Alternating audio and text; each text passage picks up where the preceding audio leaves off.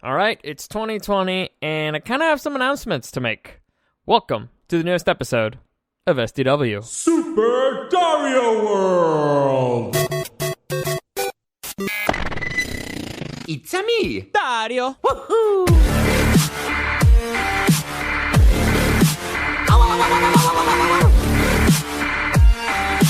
Let's go! Dude, so far 2020 has been keeping me busy, man. It's nuts. And that's why I kind of have to keep this one short. And so I'll try to focus on what I want to talk about, because I do have a big announcement for tomorrow. It's a big one, and it's for tomorrow. But before I get into that, let me just give you a quick reminder that you can listen to the podcast pretty much anywhere. Apple Podcasts, Spreaker, Spotify, iHeartRadio, Google Podcasts, CastBox, Deezer, Podcast Addict, Podchaser, SoundCloud, and YouTube. You can find it there as Super Dario World Podcast. Any comments, questions, or suggestions, you can find me on Instagram at Dario the Show or at Super Dario World the Show. Now I'll talk about the thing that I posted on my Instagram in a minute. But first, the big announcement for tomorrow. So it has been confirmed. Until it actually happens, I won't trust it. But it has been confirmed. Mr. Eddie Papani will join me on tomorrow's podcast. Eddie, the Oracle, will join me on tomorrow's podcast, and we will be discussing the final film in the Skywalker saga, Star Wars: Rise of Skywalker. So I'm very excited about that. I believe I mentioned it a few episodes before, but yes, confirmed. Tomorrow, Eddie Papani joins me on the podcast, and we will be discussing Star Wars: Rise of Skywalker. Now, for those of you who listen to me do a podcast with Eddie before, I try to be, let's just say, not as negative. But I'll still try to be a little bit critical. Honestly, you know what? I'll just save it. Also, all right, so that was the big announcement. That's the big thing that I want everybody to know. Because honestly, the episodes that people listen to the most are the ones that Eddie's in it. Because I don't know, it's a debate, I guess. I don't know, whatever. Doesn't matter. You like it. I enjoy it. It's fun. And it's the easiest to do. So, win-win anyway. Any way you want to splice it. So that's the big thing, number one. Now, another thing that's happening, and if you follow me on Instagram, you might have noticed it.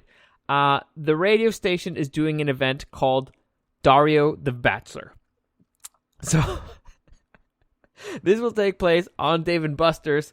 I believe it is Friday, January 24th, if I'm not mistaken. And it's basically, well, how this came to be is, as you guys may or may not know, the members of the show, the morning show, they are big fans of The Bachelor. And the new season's starting, and they're like, well, we need to do something stupid with this. What can we do?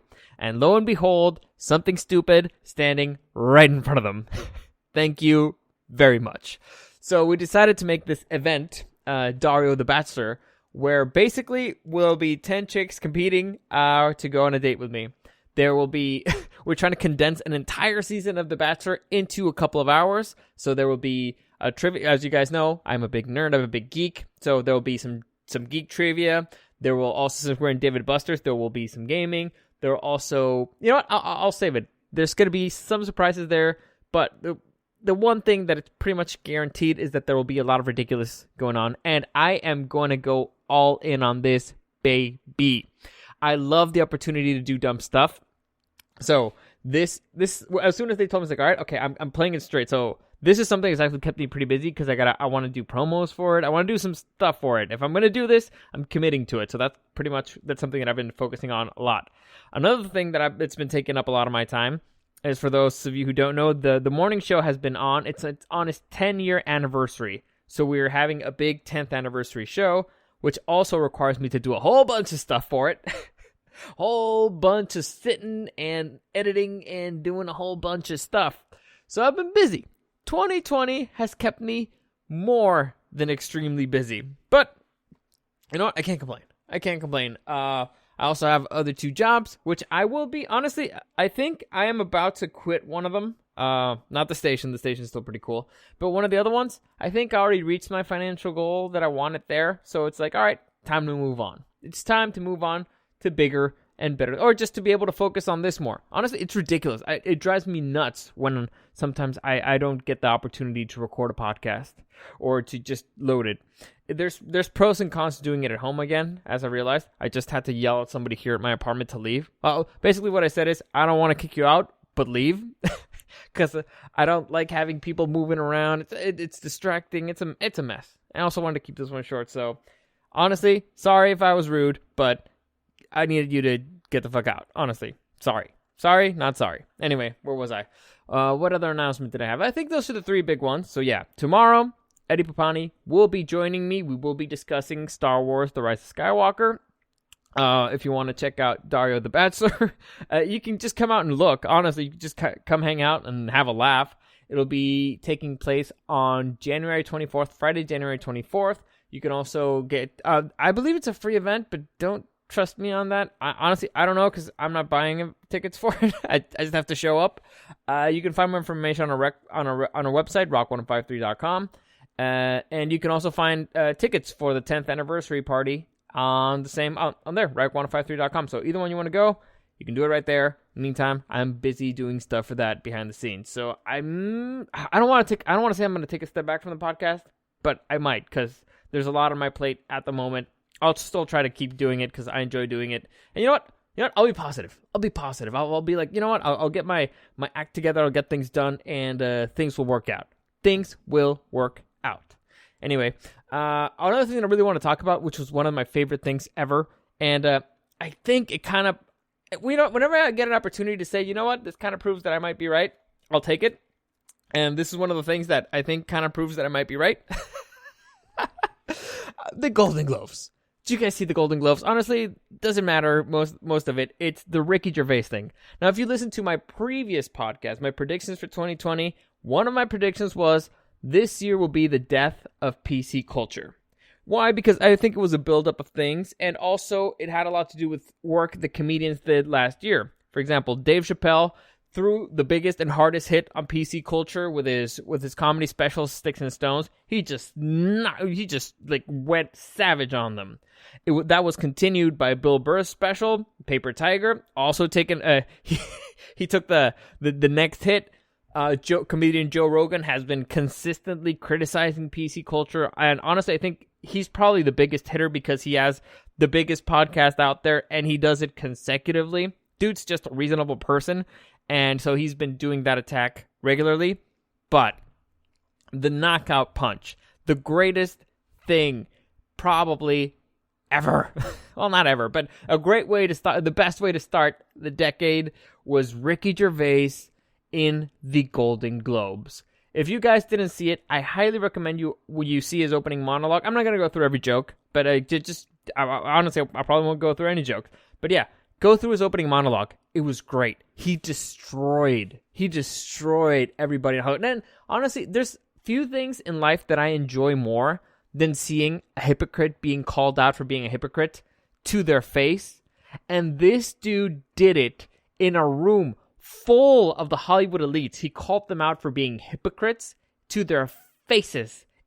Their reactions are priceless. Even better than the jokes were their reactions. And here's the genius of it, or at least what I consider to be the genius of it, and why I think this is such a significant moment for the death of PC culture. Maybe, like I said, I think I stapled them. First off was the Dave Chappelle special. Not as significant, but a continuation of that was Bill Burr. Consistently, it's been Joe Rogan, but this might be, like the kill shot, the final tap, because Ricky Gervais set up a mine for the future. It's a trap. It's there. And the worst thing, or the best thing, is that he's actually telling people, I'm leaving a mine right there. Basically, what he said is, paraphrasing it, is just get up here. You don't know what you're talking about. You don't know anything about the world. You are a whole bunch of rich Hollywood elites. You don't understand what it's like to be a real person out there. Most of you are uneducated. Just come here, take your award, say thank you, thank your agent, and get the fuck out. That's pretty much what he said, right? In a nutshell. And so now, from now on till prosperity, every single time anybody walks up there on their fucking high horse and tries to be like, and tries to, educate us on things that us, the plebs, are clearly too stupid to actually know about or understand. And so we need to look to our moral betters in Hollywood to do. It was great. I loved it. He attacked pretty much everybody in the room and he destroyed them. He went after Epstein and all the pedophiles that have been linked to him in that fucking room. to their faces the woke celebrity culture, the woke culture in general, Hollywood execs, and the Me Too movement, the whole diversity stuff, the Hollywood Foreign Press, which honestly, kudos to the Hollywood Foreign Press for keeping Gervais there, and I'll get into that in a minute, because they deserve a lot of praise. But to me, my favorite joke of the night had to do with Harvey Weinstein. The best one. And he was talking about the horror movies, and he was talking about Bird Box. And he says, all right, okay, well, basically, I'll just read you the quote, because I don't want to butcher this one, but I'll just read it. Our next presenter started... all right, already butchered it. All right, okay, let me try it. Oh, okay, I'm British. Our next presenter starred in Netflix's Bird Box, a movie where people survive by acting like they don't see a thing. Sort of like working for Harvey Weinstein. This made almost everybody in the room go, ooh, like, ooh, too far. Then he doubles down on it like, you did it. I didn't. You did it. That is brutal. It was beautiful. I loved it. It was great. He called out every single one of those fucking hypocrites who are like, oh yes, you should do all the stupid Me Too movement. And they're like, you are the ones who worked with the guy. You're the ones who protected him. Like, I don't want to get into the whole, all of that thing, and how there were plenty of people who should have gone down with him, just, for associations with him, or people who got on their high fucking horse just to lecture us on like, oh, you shouldn't do this, but you hung out with the guy. You probably helped him, or you probably did it, and you didn't say a thing. It really upset me, and so I was cheering, man. I was so happy to see them be destroyed, brutally destroyed. And like I said, the most brilliant thing here is that he left the landmine. And not only did he leave a landmine, he told them exactly where it is. So basically what he said is, just get up here. You don't know anything, blah, blah, get up here. Thank your agent, blah, blah, get the fuck out. Because, again, he's calling out the ignorance and the hypocrisy there, right? It's like, oh, yeah, global warming, blah, blah, while they're flying on private jets. Are you fucking kidding me? Most of them, they arrived there on limos. Why not a Prius? Why didn't they walk? There's a lot of things. They're like, no, we're against walls, and they live in fucking gated communities. So it's Hollywood is a town that I don't like. There's a reason why I didn't go to LA. The industry that I work in, the career path that I chose, entertainment, TV, film, and new media, required, the best thing that I could have done was go to LA. I fucking hate LA. I've stayed not as far away from LA because I live in San Diego, but I hated LA. I hated it. And so I kind of stayed away for those reasons. The people there are too fake. They suck. It's a fun town, and if you're going there for fun, cool. But overall, it's too much. I've never liked it. Anywho, where was I? Yeah, so he left that landmine. So from then on out, any person who walked up there to speak their mind at any political issue or whatever, they were stepping on the landmine. And so they were actively, or I don't know if they didn't know or didn't understand that they're too dumb to understand what they were doing, but they did it. And from now on, every single time anybody, and I mean anybody, gets up on a stage to lecture us on any whatever issue they want to, I can practically guarantee you that this will be quoted back to them. Everybody's going to be like, this is exactly what Ricky Gervais says you shouldn't do. This is exactly that. You know what? This is exactly like the Goldel Globes when Ricky Gervais said we're going to do this. Like, ignorant people talk. Though, there's so much genius in doing it that way, doing it to their faces. And so, kudos, Mr. Ricky Gervais. Honestly, I could not be happier about 2020 right now. Just because of that. Just because of that. To me, that marks the beginning of the end started in 2019, if we're being honest. But that is the continuation, and I think it's the hardest blow yet. And I'm loving... first off, I'm loving that people love this. Like, the fact that people are now... people on Twitter hate this, because Twitter sucks. But everybody else loved this. Most of the people, most Americans are like, yeah, good. Finally, somebody's fucking saying it to their fucking faces. This is great. Great. Kudos for you, Ricky Gervais. This is what America not only needed, but they wanted. The video on YouTube is getting an extremely high amount of plays. I think the ratings, I don't know how the ratings did on the Golden Globes, but the reaction afterwards, the amount of press they've gotten. Honestly, the Golden Globes, the Hollywood Foreign Press who puts the Golden Globes together, great job. Honestly, it was genius to bring Ricky Gervais. It was even better that you let him do his own thing. Now, I get it. There's going to be, well, actually, what you did what you needed to do, right? Next year's rating is going to be higher, probably because of this, because of the controversy. Everybody's going to be expecting like, ooh, what's the Hollywood Press going to do? Are they going to go the safe route again? Are they going to try something risky? I don't know. It got them a lot of press, which is what they wanted, and so far it seems like they've been backing their horse. They haven't said anything about Ricky Gervais. So honestly, like I said, kudos to them. Kudos to NBC for putting it on. It was great. I have a lot of respect, and that this actually makes me hopeful for the future, because there's people who are starting to see like, oh, this is actually profitable because we're getting attention and we're getting money out of this, and this whole being anti-PC is actually profitable because this is what people want. This is what the people like. People enjoy this. Critics might not. The Twitterati critics may not enjoy it, but the people, the masses, the people who actually consume your shit, they like it. So once you get a financial incentive to do something, you're more likely to do it. And so, like I said, this is probably the beginning of the end. Well, not the beginning of the end. Yeah. Well, okay, let's say Dave Chappelle was the beginning. This is the beginning of the end. And I'm very, very, very happy for it. I was also happy that they actually gave the Best Actor awards to Joaquin Phoenix. Honestly, I don't think there was any other competition. There's other actors who did great jobs this year, but nothing comes close to Joaquin Phoenix's performance in The Joker. Even though I had certain issues with it, but not with the performance, with the movie.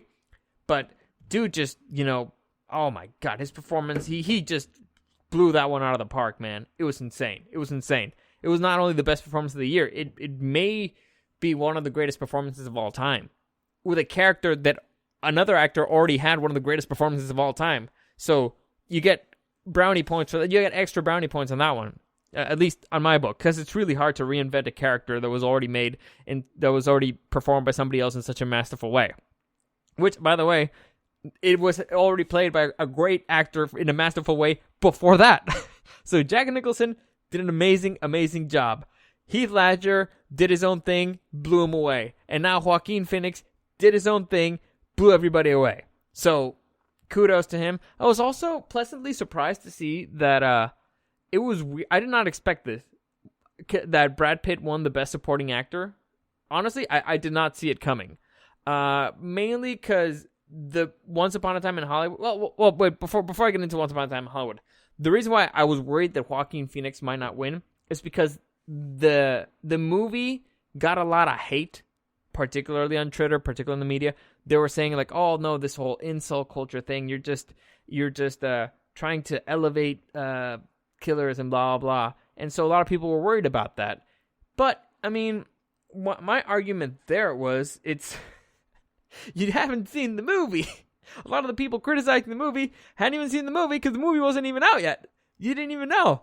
And honestly, there weren't really any consequences from the movie. It was just a great movie. So it was ridiculous. But again, I don't know. I was weird. Like the weirdest thing that I read about the Joker was like, oh yeah, no, it's a racist character. And it's like, dude, did you watch the movie? The Joker like only kills white people.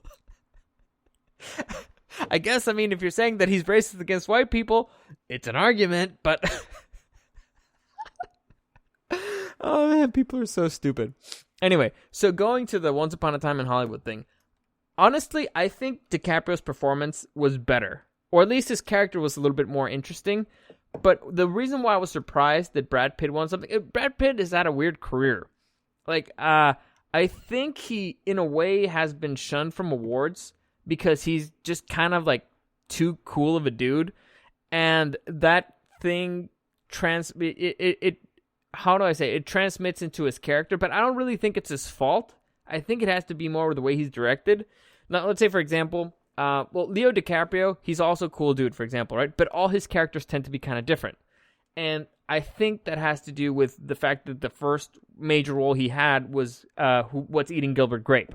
So after that, he went a completely different route. But everybody's like, okay, this dude has this range, right? This is what this dude can do. Brad Pitt did not really go for the awards performances early in his career. He went more for the cool guy route to make money, which honestly, good for him. He's been on great movies. It's hard to think of a bad Brad Pitt film. Like, honestly, think about it right now. Tell me one bad Brad Pitt movie out there. You can probably think of some, but it's hard. And most of his performances are consistently good. And the thing I was talking about, the dude's too cool. That's an issue. Because when you're trying to direct a character, I can very clearly see a director, because you want the character one way, you want to go the other, but you kind of like the guy. You're like, oh man, the thing that he does naturally is really cool. So maybe I should just let him do this, or tell him like, oh no, just do it that way or something. It could be that that's the way Brad Pitt wants to play the character because that's his style of acting. But it could also, because he's really good with silence. Look back in his career. He's really good with silence. He has great lines. Some of his characters has great lines, but he's really good with just looking or like a little smirk. So he handles silence very well, or in a very cool way per se, which not everybody can do. But so I think honestly, the reason why he does a lot of things that way, or it comes across that way in his movies, why when you think of a Brad Pitt character, you're thinking, oh yeah, Brad Pitt in that movie. You don't really think of the character.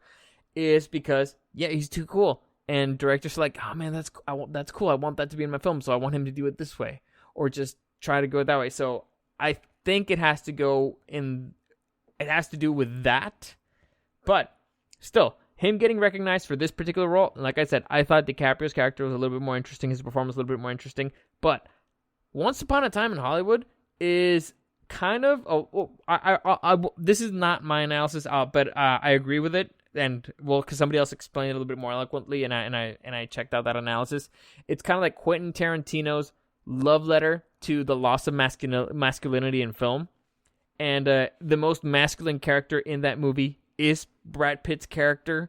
So it's really weird how that worked out. And by the way, what I mean by the death of masculinity in film is before, Westerns, the manly men, the dude who Clint Eastwood walks into a town, slaps a hoe, rapes her, and then she's just purring like a kitten next to him. Like, that type of really fucked up masculinity.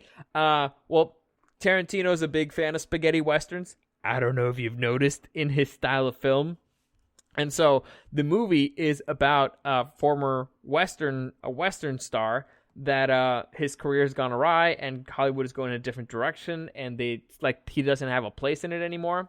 So it's kind of like Tarantino's love letter to that, but it's really, I did not expect it. Honestly, I did not expect it. A lot of people are calling it, oh yeah, this is his pity award, because I don't think he'd ever won a Golden Globe, because for the reasons. Also, it's a lot of envy thing. Like, dude's too cool, he's too good looking, he's too talented. It's like, we can't give that guy an award because he's already winning in life too much.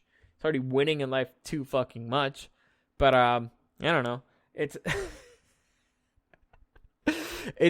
was interesting to me because, again, a love letter to the death of masculinity, and the most masculine character in the movie. Literally, it's a spoiler alert.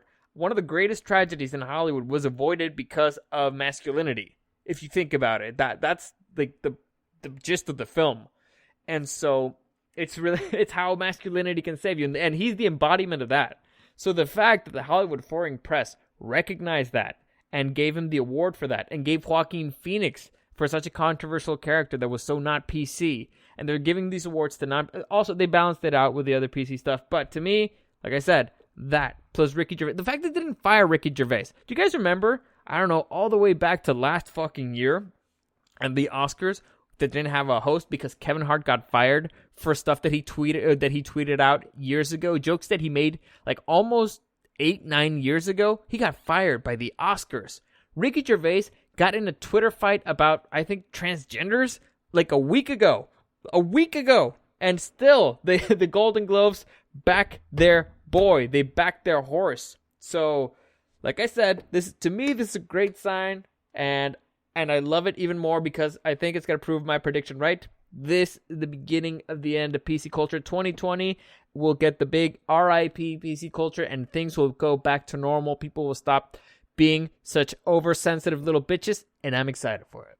I am excited for it. So, to recap, let me just remind you of the things that I spoke about in the beginning, because I just realized that I went on like a 10, 15-minute rant about Golden Globes. Anyway, tomorrow, Wednesday, January 8th, Eddie Papani from the show, Rock 105.3 and Q1033 The Show, will join me. We will be talking Rise of Skywalker. January 24th, it will be Dario the Bachelor. I wish I could say more about it, but things that we do on the air, I have to keep on the air, so I'm sorry.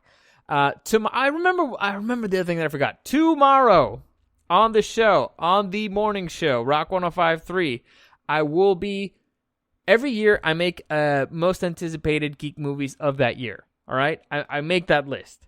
And every year, 1 year afterwards, we review it. We review how I did. So tomorrow, live on the air, we will talk about that. So I will probably talk about that in the podcast on Thursday. And on Thursday, on the radio show, I will make my best geek movie predictions for 2020. So there's a lot that's going on. But the big thing is that tomorrow, Eddie Papani will join me. So hopefully you'll enjoy that. Hopefully you're excited for it as much as I am. I'll just end it here. So, as always, thank you for listening. Remember, any comments, questions, or suggestions, you can find me at Dario the Show on Instagram or at SuperDario_World. Thank you for listening, and I'll see you again tomorrow.